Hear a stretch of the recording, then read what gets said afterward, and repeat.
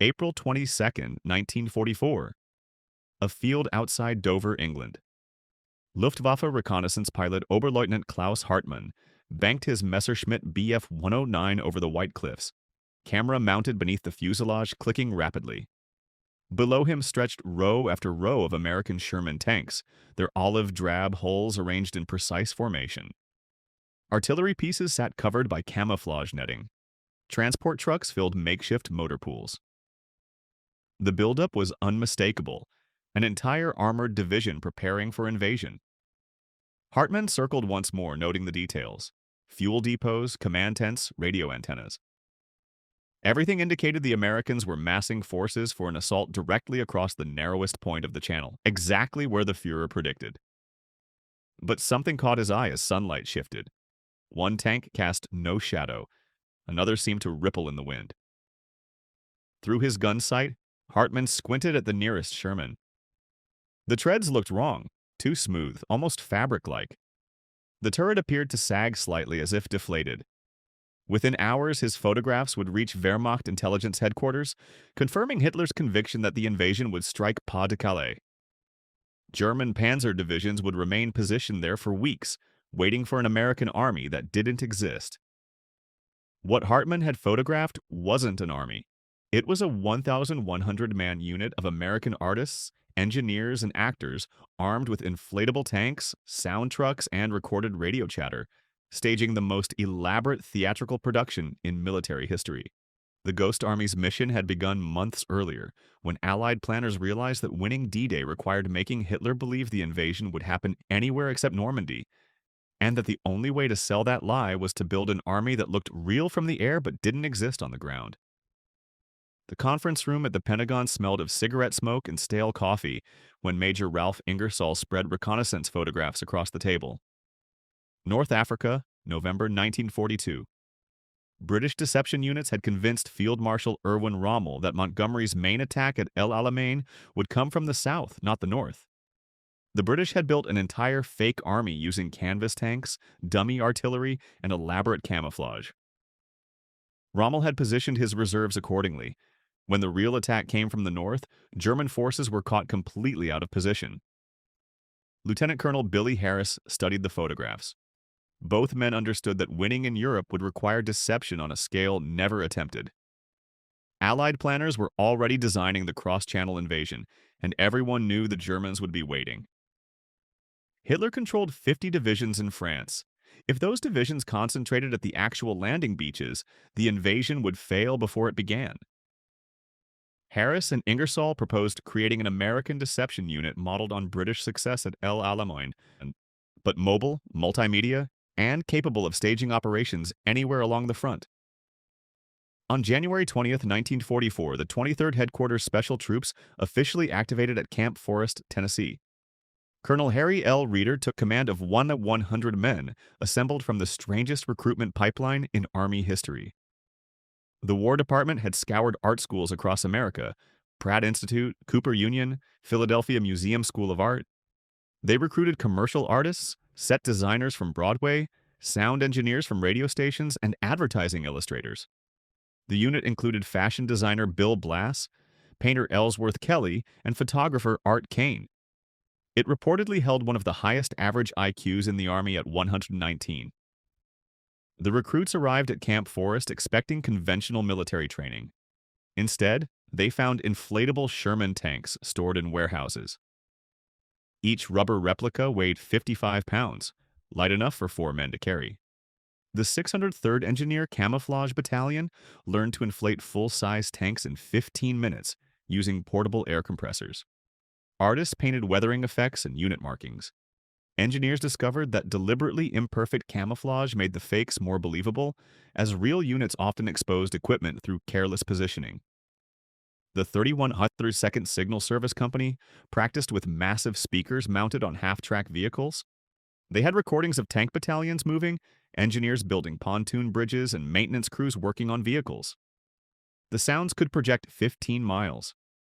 Radio operators in the 244th Signal Company trained to mimic other units' communication patterns, learning specific operators' transmission styles, call signs, and radio procedures.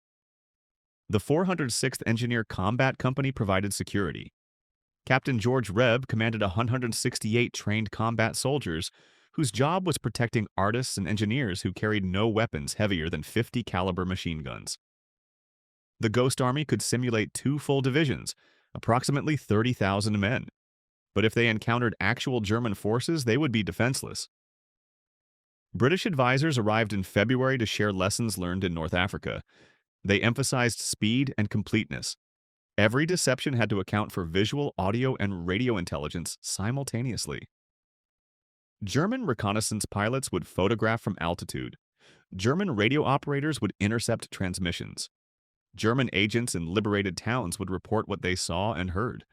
One inconsistency could expose the entire operation. The unit trained intensively for 3 months, perfecting techniques for rapid deployment. They could arrive in an area, stage a complete deception using inflatable equipment, sound trucks, and fake radio traffic, then pack up and disappear within 48 hours. In May 1944, the Ghost Army boarded transport ships bound for England. They arrived shortly before D-Day with orders to participate in Operation Fortitude, the massive Allied deception campaign designed to convince Hitler the invasion would strike Pas-de-Calais, not Normandy. The artists and engineers who had spent 3 months learning to stage theatrical illusions were about to stage the performance of their lives, knowing that tens of thousands of Allied soldiers would live or die, depending on whether German commanders believed the fake army was real. The fields around Dover in southeastern England had become the largest stage set in military history. Ghost Army units arrived in May 1944 and immediately began constructing what German intelligence would identify as the 1st U.S. Army Group, a phantom force of over 150,000 men, supposedly commanded by General George Patton, the American commander Germans feared most. Trucks carried inflatable Sherman tanks still folded in their shipping crates. 4-man crews could inflate a full-size M4 tank in 15 minutes using portable air compressors. The rubber hulls weighed 55 pounds but looked authentic from altitude. Artists painted weathering effects, mud splashes, and unit markings. They deliberately positioned some tanks with imperfect camouflage, knowing real armored units always exposed some equipment through careless placement. Luftwaffe reconnaissance flights photographed row after row of American armor, massed within striking distance of Calais, exactly where German intelligence expected the invasion to come. Near the Dover harbor, engineers assembled dummy landing craft from scaffolding, canvas, wood, and empty oil drums. From the air, they appeared to be LSTs and LCIs moored in preparation for invasion. Plywood bombers and fighters sat on makeshift airfields. The Ghost Army created entire motor pools filled with rubber trucks and jeeps. British Royal Air Force officers noted that from reconnaissance altitude, the fake equipment was indistinguishable from genuine materiel. The sonic deception units positioned their half-track vehicles within range of German listening posts. Massive speakers broadcast pre-recorded sounds of tank battalions moving into position, engines idling, maintenance crews working on vehicles, and officers shouting orders. The recordings played continuously, audible up to 15 miles away depending on wind and terrain. German intelligence reports described hearing American armored divisions conducting round-the-clock preparation for invasion. Radio operators transmitted thousands of fake messages using call signs, encryption patterns, and transmission styles copied from real American divisions. They created entire phantom command structures with supply officers requesting ammunition, mess sergeants ordering rations, and maintenance companies reporting vehicle readiness. German signals intelligence intercepted this traffic and plotted Fusag's supposed order of battle exactly as Allied planners intended. The deception extended beyond equipment and radio signals.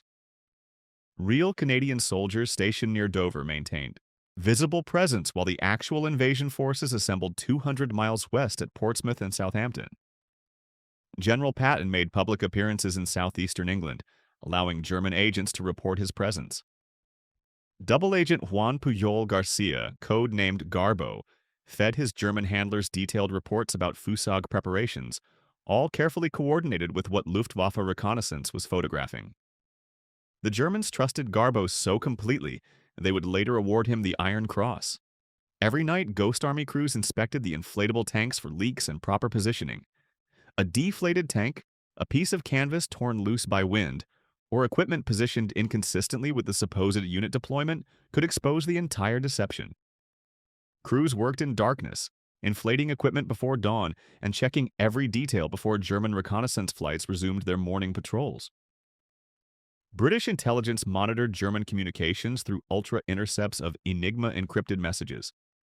The decrypts confirmed that Wehrmacht leadership believed fuselage was real and that Patton would command the main invasion at Calais. Hitler positioned the German 15th Army, 19 divisions including 2 panzer divisions, to defend against the phantom threat. Those divisions would remain at Calais even after Allied forces landed at Normandy. On the night of June 5, 1944, Ghost Army members knew that within hours, real soldiers would assault fortified beaches. The success or failure of the Normandy landings depended partly on whether Hitler believed the fake army was real. If German commanders recognized the deception, panzer reserves would rush to Normandy and turn the beaches into killing grounds. As Allied paratroopers boarded their aircraft and assault troops loaded onto landing craft, the inflatable tanks sat in their fields near Dover. The speakers broadcast their recorded sounds, and the radio operators transmitted their false messages. The greatest theatrical performance in military history had reached opening night, and the audience included every German general who would decide where to send reinforcements when the invasion began. The briefing room in Luxembourg smelled of damp canvas and coffee when Ghost Army officers spread out what they called poop sheets, thick folders containing everything about the 9th Armored Division. Vehicle bumper markings, radio call signs, how military police positioned checkpoints, the division's favorite songs, how officers wore their insignia, even the names and personalities of specific radio operators whose Morse code transmission style, their fist, was as distinctive as a signature. The Ghost Army had perfected a 4-element deception methodology that accounted for every sense through which German intelligence gathered information. Visual deception used inflatable tanks and dummy equipment. Sonic deception broadcast recorded battlefield sounds. Radio deception created fake communication networks. And special effects, the term borrowed from Hollywood, meant soldiers impersonating real units in towns where German collaborators and informants watched their every move. Each element had to synchronize perfectly. When the Ghost Army arrived to simulate the 9th Armored Division, artists painted bumper markings on their vehicles matching the real unit's specifications. They positioned fake military police at road junctions using the 9th Armored's distinctive patrol patterns. Radio operators began transmitting using call signs, frequencies, and encryption protocols copied from the actual division. At night, sonic trucks parked within range of German listening posts broadcast recordings of tank maintenance, engine tests, and supply convoys moving through darkness. The special effects teams entered recently liberated French villages, knowing that German agents and local collaborators were reporting everything they observed. Ghost Army soldiers wore authentic 9th Armored Division patches. They positioned road signs and command post markers. In cafes and bars, they deliberately talked loose, leaking false information about upcoming operations while making sure their stories matched what German reconnaissance would see and hear. If the real 9th Armored had a favorite drinking song, Ghost Army soldiers learned it and sang it loudly in village squares. Impersonating officers was technically a court-martial offense, but the Ghost Army received special authorization to portray even general officers. One soldier rationalized it in a memo. "Remember, we are in the theater business. Impersonation is our racket. If we can't do a complete job, we might as well give up. You can't portray a woman if bosoms are forbidden." Completeness meant survival. One inconsistent detail, a wrong patch, a misplaced road sign, a radio operator using incorrect procedures, could expose the deception and turn 100 men with minimal defensive weapons into targets for German artillery and panzer attacks. The radio deception proved particularly effective because German signals intelligence relied heavily on intercepted communications. The signal company special employed roughly 300 men who could mimic individual radio operators' transmission styles. Real Morse code operators developed distinctive patterns in how they tapped their keys, their fist, that was virtually impossible to replicate. Ghost Army telegraphers practiced for months until they could perfectly imitate specific operators from real units. When a genuine division moved out of an area, Ghost Army radio operators would take over their frequencies and continue transmitting in the same style. convincing German listeners that the unit remained in position. The sonic deception unit hauled 500-pound speakers mounted on half-track vehicles. They had pre-recorded sounds of tank battalions moving, engineers constructing pontoon bridges, supply convoys unloading, and maintenance crews working. The recordings could project up to 15 miles depending on weather, terrain, and wind. A mobile weather station accompanied the sonic unit so engineers could calculate exactly how sound would carry and adjust volume accordingly. At night, German observation posts would hear what sounded like an armored division preparing for attack. Engines rumbling, tank treads clanking, officers shouting orders. But the sounds came from speakers broadcasting recordings, while inflatable tanks sat motionless in fields. German intelligence consistently reported American units that existed only in Ghost Army imagination. Wehrmacht situation maps showed divisions positioned exactly where the deception teams wanted them seen. Allied commanders could move real units to actual attack positions, while German defenders prepared to counter phantom threats miles away.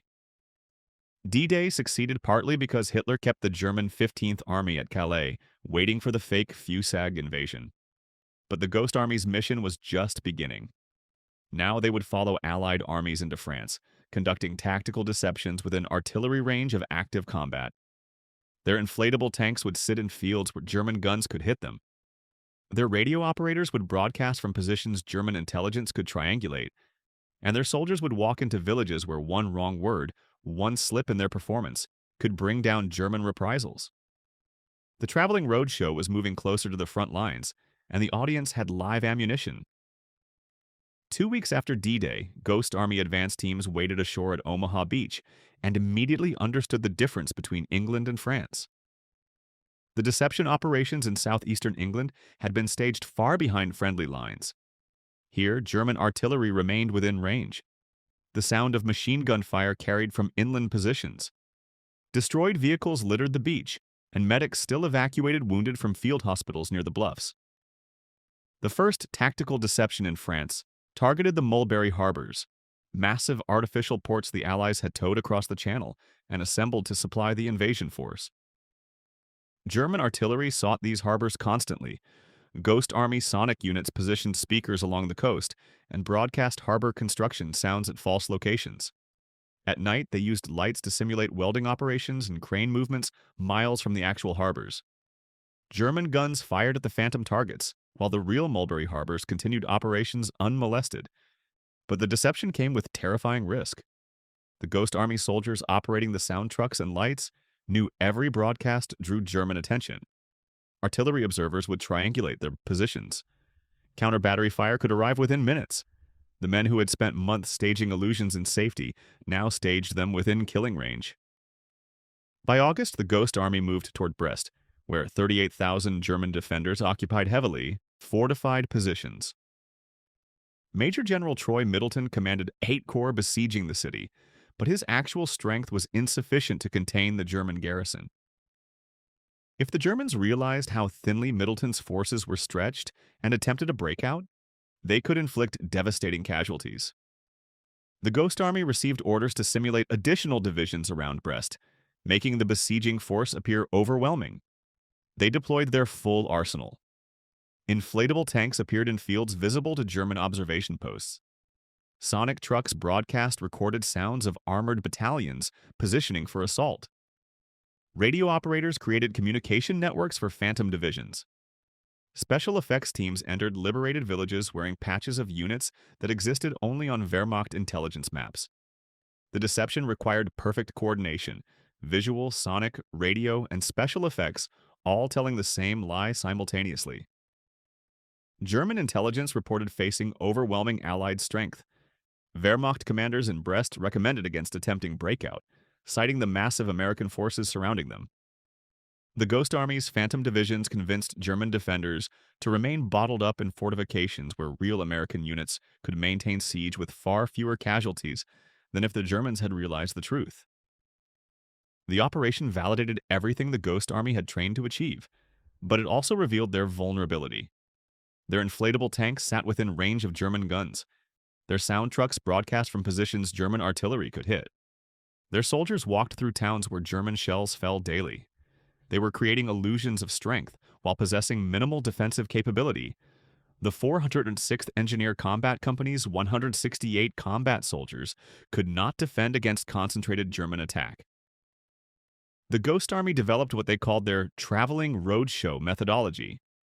They would arrive in an area, deploy full deception operations using all four elements, maintain the illusion for 24 to 72 hours, then pack up and move to the next operation before German intelligence could investigate too closely. Speed became survival. Inflatable tanks that took 15 minutes to inflate could be deflated and packed in 10. Sound trucks could relocate within an hour. Radio operators could break down and reassemble equipment in darkness. Through late summer and fall of 1944, the Ghost Army conducted deception after deception across France and Luxembourg. In September, they simulated the 6th Armored Division, holding a 70-mile gap north of General Patton's assault on Metz. Colonel James Polk commanded the sector with the Ghost Army, creating phantom strength while real defensive forces remained dangerously thin. Patton later wrote that the line held by the grace of God and a lot of guts, never publicly acknowledging the inflatable tanks and sound trucks that had convinced German intelligence they faced an armored division. Ultra intercepts confirmed German intelligence consistently reported American units that existed only in Ghost Army imagination. Wehrmacht situation maps showed divisions positioned exactly where the deception teams wanted them seen, and Allied commanders increasingly relied on tactical deception to mask troop movements, cover flanks, and simulate strength where forces were weakest. But the Ghost Army also learned the cost of operating near active combat. Casualties occurred. German artillery fire landed near sonic truck positions. Shrapnel punctured inflatable tanks. Soldiers conducting special effects operations in forward villages came under small arms fire. The men who had been recruited from art schools and advertising agencies now lived with the daily reality that discovery meant death, not just for themselves, but potentially for the real units whose movements they were masking.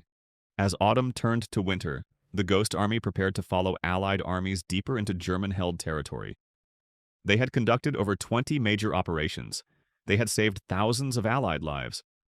But the most dangerous work still lay ahead: the Rhine River crossing, the push into Germany itself. And somewhere in the forest of the Ardennes, German forces were preparing a massive counteroffensive that would trigger the bloodiest American battle of the European War. And the Ghost Army would be positioned directly in its path. When the war ended in 1945, the men of the Ghost Army stepped from the shadow of one of the most imaginative operations in military history back into civilian life, silently, invisibly, carrying secrets they could not even share with their families. Their records were locked away, their operations buried under decades of classification. Not a single headline, no public parades, not even a letter of commendation that could disclose what the unit had truly done. Most could only speak in cryptic fragments about camouflage or signal duty if anyone asked. Some became giants of American culture. Bill Blass returned to his first love, fashion, building a world-renowned design house and transforming American style with a clarity and simplicity he attributed in part to his wartime experiences designing illusions and sketches in foxholes. Ellsworth Kelly, whose camouflage training became a kind of art school, emerged as one of the 20th century's most celebrated painters and sculptors. Wildlife artist Arthur Singer, photographer Art Kane, printmaker Jim Stegg, each would reach the pinnacle of their fields, and all carried with them the discipline, improvisational spark, and resourcefulness demanded by their secret war. Some organized small exhibitions of wartime drawings and paintings, never revealing the purpose behind certain sketches of tanks and landscapes. Their work in the Ghost Army was all but absent from histories of World War II for nearly half a century. Generations of American schoolchildren would learn of Normandy, Bastogne, and the Bulge, never hearing of the traveling road, show that built phantom armies and held panzer divisions in place, with nothing but rubber, paint, staged conversations, and the careful leak of rumors in a French cafe. Recognition came late. In 1996, the U.S. government officially declassified the Ghost Army's operations, finally allowing veterans to speak.